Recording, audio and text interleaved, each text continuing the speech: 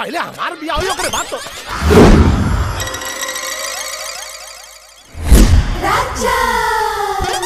साथ करो। रुक पागल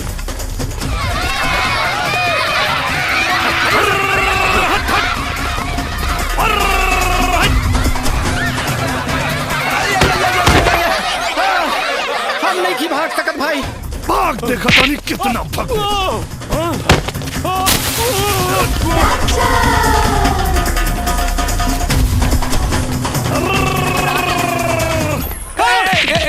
सुना सुना सुना सुना। अरे डबड़ू ये कुत्ते के जैसे हापत कहाँ भागल जात मारा।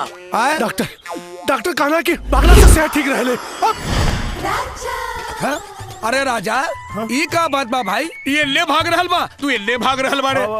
रोज योगा करी ले ना भाऊजी। हाँ मिठाई इनके खियावे के रहला करोड़पति के तो खाते नहीं खा। अच्छा अच्छा। अरे तेरे भागे का कौन बात बा। अरे चल ला ला आवा खा ला। शर्मात काहे बड़ावा खा ला। पहिन ला अब मतलब खा ला। आवा कौन पता चलिए जैसे जायदा। अरे तू ना जानता अपना सबूत के। आवता गलती हो गई भैया, गलती हो गई। ठीक है ये राजा जल्दी आवा, हमें डमरुआ के पकड़ के रखनी है। जल्दी आवा राजा। राजा छोड़िए मत। आजा।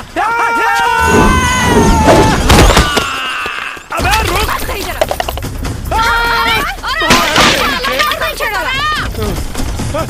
अरे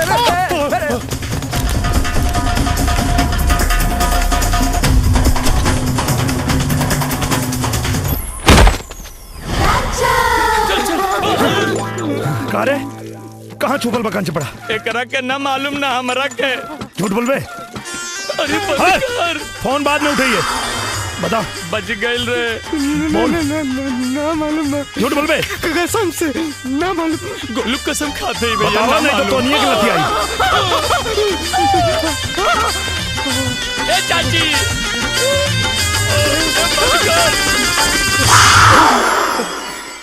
नागिन बेवफा से प्यार हो गया।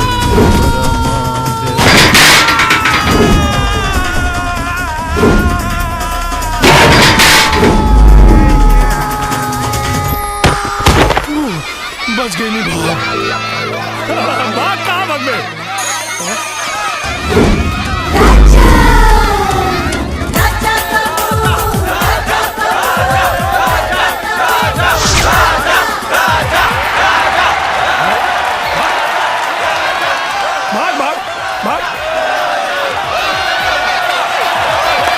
अरे साधु वो बारो ना जीत पाई। दवरुआ खातिर तालियां।